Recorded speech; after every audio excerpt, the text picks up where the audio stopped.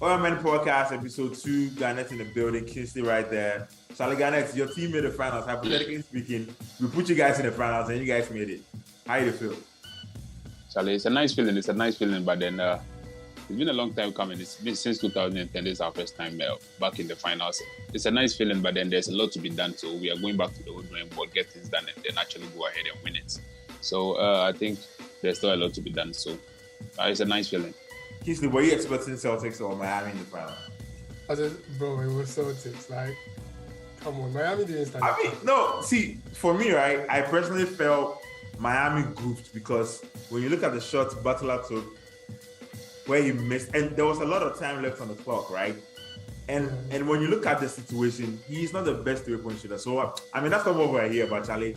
Scrap all that. I mean, happy for Celtics. I never felt like Celtics was going to lose the game, even though it was in Miami's like. No, I felt Miami should have won, and I felt they had the momentum going for them because it's home court advantage, right? You're playing home. This whole series they played bad in their home, so they only had like one good game at home. I mean, both teams had some bad games. Yeah, at their home court, and it doesn't make sense. I mean, you can play very good game on the road, and then you come back home and then you lose it, and it doesn't make sense. So, anyway, it was the final. All right, go ahead. Yeah, it's the finals this week. Thursday, game 1, Chase Center, Warriors Celtics. During the regular season, right, we saw both teams go very well. I mean, Celtics didn't start well. Beginning of the season, they had a rookie coach, Ime Udoka, was still, trying to figure out how the team was, trying to put everything together.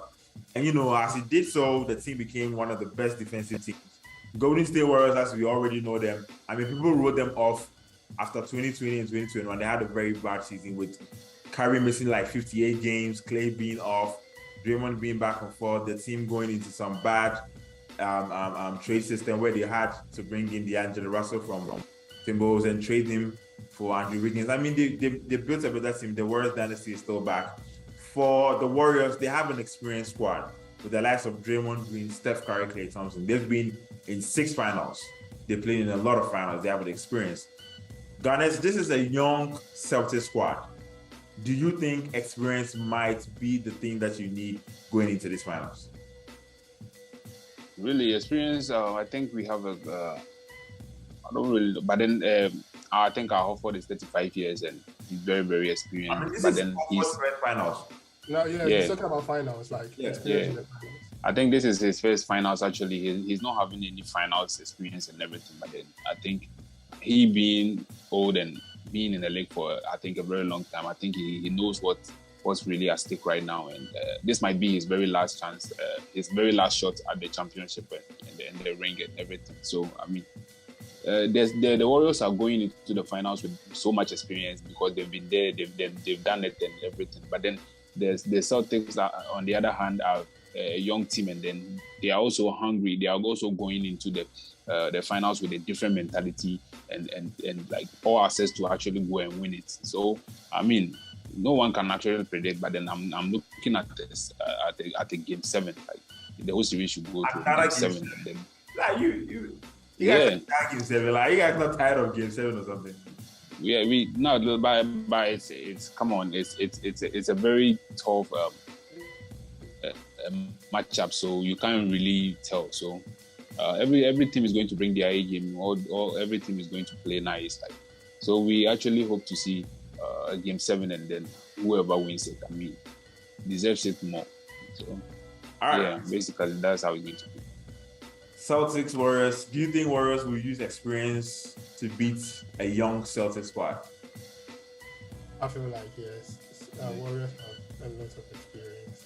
It's not going to be an easy game for Warriors though, because then Celtics have like young guys, so they could chase the Warriors around.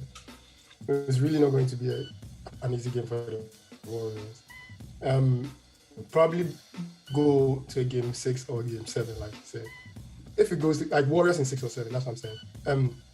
If it goes in 7, I don't see any chance. Like I don't see Celtics winning in like Chase Center, because they're like ever since they moved in the state, like in the arena, they haven't lost a playoff game. Yeah, they have. They've not lost in Chase Center during this playoffs. Yeah, but the reason why I'm giving it like 6 or 7 is because Celtics also have the habit of going into like people's arenas and winning games there. Yeah. So this is going to really be interesting to see what the Celtics have. But I feel like the Warriors in 6 or 7. Yeah. Got it. Warriors in 6. You say what? Celtics in 6 or Celtics in 7? But the thing is, whatever happens, right? I feel like either team has exceeded expectations because Celtics, right? You didn't expect them to beat the Brooklyn Nets, go to Milwaukee, Miami Heat, and onto the NBA Finals. No one expected them to, considering the first 10 games, how bad they were. We didn't even think they were going to make the playoffs at a point. I mean, yeah, and now they are like very bad. Like beginning of the season was terrible. Yeah, and now they are in the NBA Finals. So it wouldn't surprise me if they win. But all I'm saying is I expect Warriors to win based off experience. Right? But regardless of what happens, both teams have really done well this season. Like they've exceeded expectations. Yeah. Garnet, Celtics in 7, Celtics in 6, Celtics in 4. If I surprise you, he would choose Warriors. Okay, let's hear it. I mean, it will be hard for me to actually go ahead and pinpoint who is going to win the game. But then I need game 1 to actually sit down and assess everything and see how the game is going to go. So I'm just going to pay attention to the game 1. I'm not going to like expect anything from game 1 for the Celtics, but then I'm just going to, if we lose, fine, but then we'll go back and then we will do some adjustment, adapt to their style of play, and then maybe come back. But then the first game, I'm not actually looking for the Celtics to win that particular matchup. But then if they slack and then they give it to us, we are going to take it anyways. So for the first game, we always lose our first games. I mean, I think we lost our first game against the Milwaukee Bucks, and then we went back. We did some adjustment and then we came back even stronger. And with the Miami Heat as well, I think we lost our first game and then we also did some adjustment and then we matched them up. So I think we are going to... Even with Brooklyn, you guys nearly lost.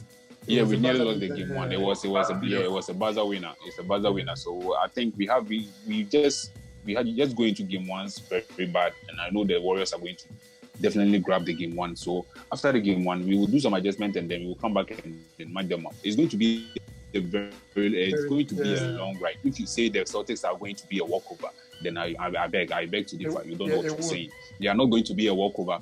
We are not going to be a walk in the park. We are not going to sit down and watch them score as like we never play. But you know the road we've been on. It's been a very steep road. It's been a very rough road. Coming off Brooklyn Nets, coming off Milwaukee Bucks, the champions, and coming to Miami. Miami also gave us a very hard game. That was a very hard team. So I think it's not going to be an easy ride for the Warriors. We are going to give them a game of their life. A test of this particular playoffs. I mean, they have not faced any tough team like this. Let's be honest with ourselves. We know some of the teams they faced. I mean, they were having some lapses and all that. So this is going to be their first test. But they faced Memphis, right? And Memphis had Memphis without lost their best player. Hold on. Memphis without Ja Morant has more wins than with Ja Morant. And that's what people don't understand. Memphis without Ja Morant is different. It's a different. Nah, he's still the leader of that team. I understand what you're saying. You can never count him out. I understand what you're saying. But you know basketball, right? They lost without him. In game 2, what happened? They won. They lost. Did they win or they lost? They lost. Game 3, that's when they 0. The game 3, that's when they won. The game 3 is where they won. But even when the game where Morant got injured, they were getting blown out. My point is, without Ja Morant, when you look at the statistics and the numbers, Memphis is good without Morant. Without saying that they don't need him. They need him regardless. But even when they play with him, they are good. But without him, you can still have some good games without him. No doubt. You can still have some good games. But then he's still the leader of the team. He's the leader of the team. He's the facilitator and he keeps the team going. So at least if the team is going to have maybe combined, the whole team is going to have like 60 points. He's going to add about 30, making 90. And that numbers can actually win a game. You can't see the defensive. All I'm saying is, see, you guys are talking about offense, right? You guys are only talking about offense, but forgetting that basketball there is also defense. Ja Morant on the Grizzlies team will not offer you more, like defense, which is why they have a better record when they are not playing with Ja Morant, because then defensively he's a liability. Exactly. He's not a great defender. You understand? Offensively, he's you guys are forgetting he's having some chase down blocks and everything. He's not that bad. But those are one-off moments. He's not that great. Those are one-off moments. Like you can't he's one not that highlight block of his career just to say he's a great defender. You wouldn't regard Ja Morant as one of the anyway to shy away from the Grizzlies. We are not here to talk about the Grizzlies. Okay, to shy away from the Grizzlies. I think whatever situation, I think it's still my point still stands. They had some lapses. That wasn't their main team. I mean, Dylan Brooks was suspended for a game. Like they had so many lapses, and Warriors, on the other hand, also went ahead to win down. Wait. Not injured, so he came back, right?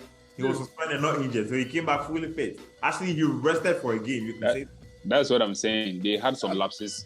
They had some difficulties. They had some like players missing and all that. So it's all good. It's all good. You guys can't compare the road you were on to what the Celtics were on.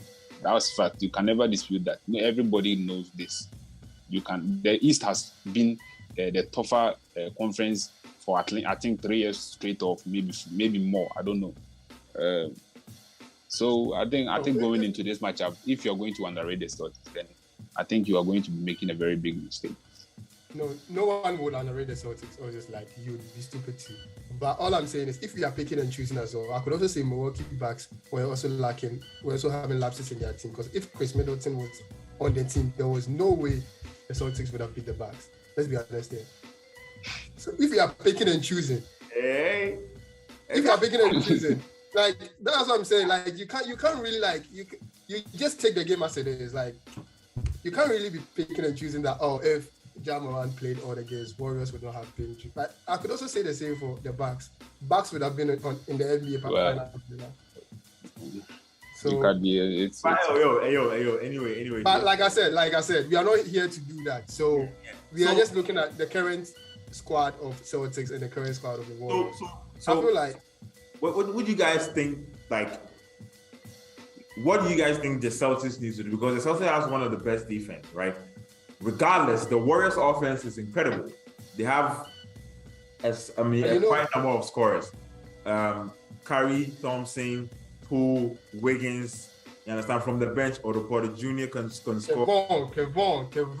Looney is now showing potential that he can be a great scorer and an incredible rebounder. So, who do you think what do you think is going to have to be the factor for Celtics to stop the Warriors' offense? Sorry. I don't think the Celtics will have to do anything extra. What they've been doing throughout the playoffs, I think they can repeat that. All the good games they had, I mean, they can actually repeat that. The defense we played against Miami in the 7th game, I think if we are going to repeat that particular defensive matchup against the Warriors offense, I think we are going to be in for a good game. So the inconsistency part of the Celtics will need to go away, and then we come back, do one good thing today, we repeat it the next day. So I think with the defense we have, I think we are going to frustrate them a lot, and putting Marcus Smart on Steph Curry is going to be the main issue. So he will be able to chase him around, and Celtics will really do the split, will really do the switching very, very fast and everything. So I think if we are able to limit them within the paint and then get to them at the perimeter, I think we are going to actually do much on stopping them, because the Warriors are seen like always trying to get some basket from the perimeter, mostly. So if we are going to try to stop them, I think we have to pay attention to the perimeter more, and then maybe close the paint a little bit more as well. So it's going to be a nice game, but then the defensively, the Celtics are going to actually match their offense. I think we are going to match their offense. Okay. So this is where Ghana, I feel like Garnett is wrong, right?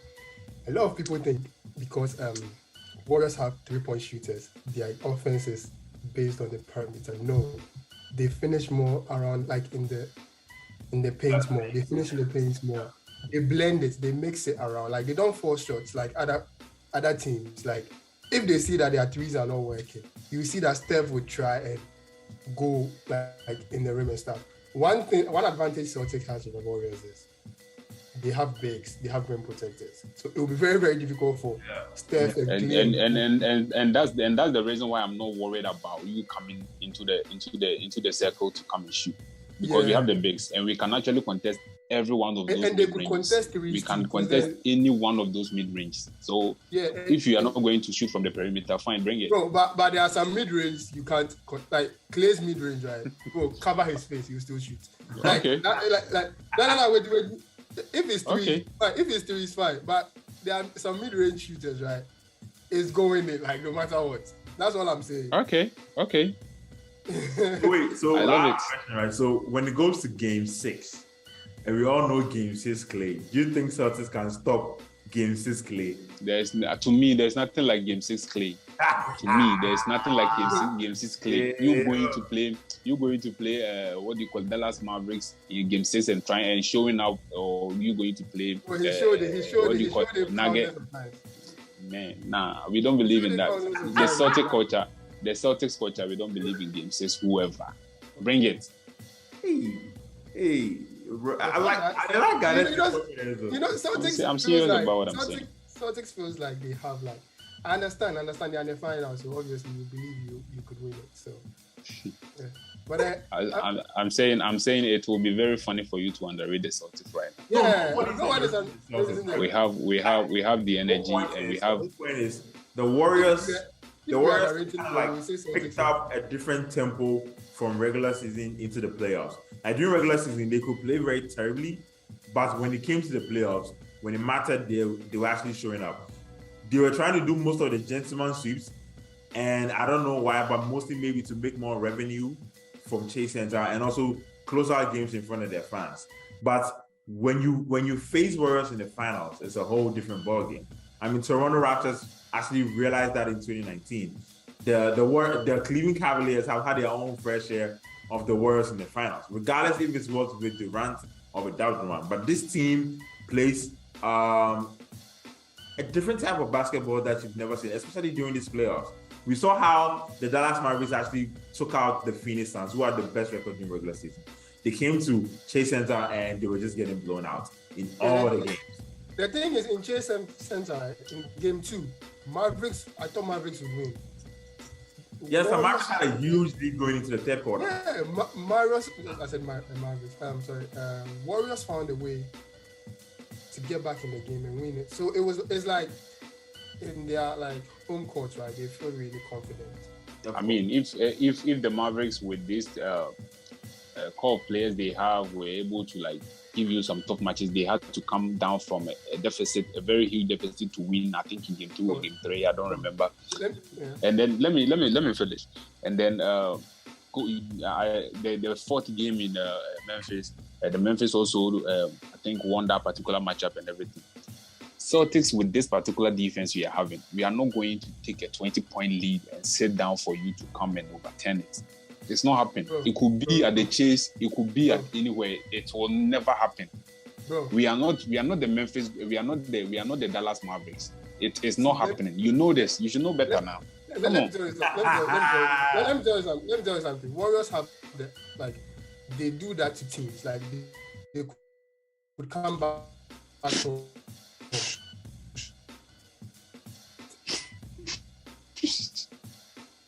It's not happening against Celtics. You should get this. You know this. All right. You know this. Celtics is not a team. It's not Dallas Mavericks in the league.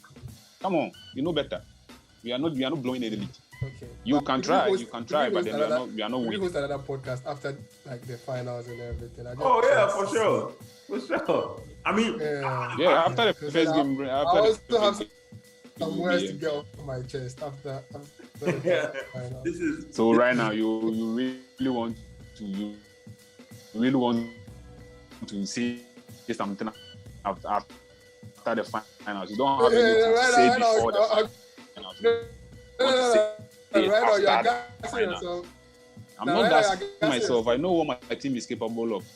We've had like- some bad games, fine. We had some bad games in the past, fine. But then you cannot be like the finals. But then it's not too much imperial to what the Celtics are actually have. You get me? Okay, but what I'm also going to tell you is maybe there might not even be a 25 points. Because then the Warriors know the opponents they are playing.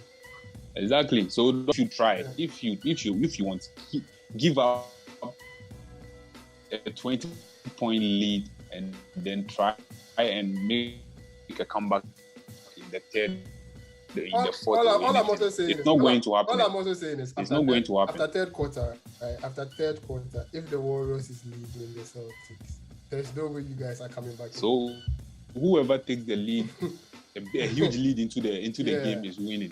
Whoever takes a huge lead into the game is winning. I don't like. No, but let's just. You know how we perform. We perform on the road. I like the way you believe in your team. Sure, it's about time. Yeah. It's about that time. Yeah. All right. So let's just cut it short. But wait. I want to say something. But this same energy wasn't there last time we did the podcast because you were really shivering. That's what I'm saying. Anytime there's a game on the line, anytime we lose, and then we go into a game on the line like it's a win or go home situation. I become very nervous because I know if we are going to repeat that inconsistency, that bad game we had the previous game. But then if we win, I'm way up there. Anytime we win, I'm very confident. Oh, so that's why you are talking. So, because then you won. Yeah, I have to talk. Okay, I have to talk. But then the first game, even if we lose the first game at the Chase, I'm not going to even bother about it because I know we bounce back. But then if you don't bounce back second or third game, you feel nervous now. I will still have to assess the game if the Celtics are going to actually sweep us because they can't sweep us. They will never be able to sweep us. They will sweep you. Even if Warriors win 3 in a row, I know they will not sweep you. They can't. They won't win 3 straight. They won't. I'm not saying don't worry yourself. Hey, they won't win 3 straight. You know what? If they take 2 games, on the road, we are going to take 2 games in our home court. So it's a win-win situation. Win your games, we will win our games. Then we finals is on Thursday. Literally, in Ghana, it's literally Friday. I mean, at dawn.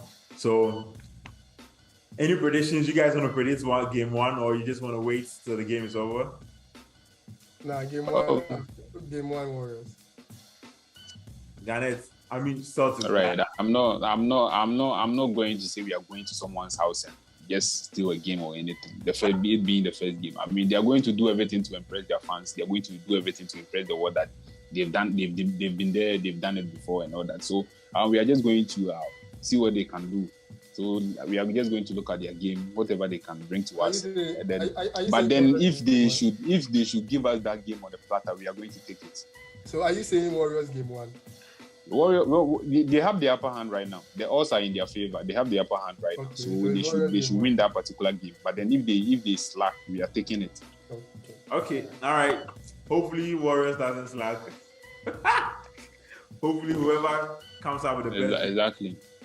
On that day. So we'll be back with episode 3 after the finals. Charlie, guys, let's just go out. Sure. Hopefully we'll see who wins game 1 and we'll be back with more preview on the OMN podcast. Peace out. Sure. All right.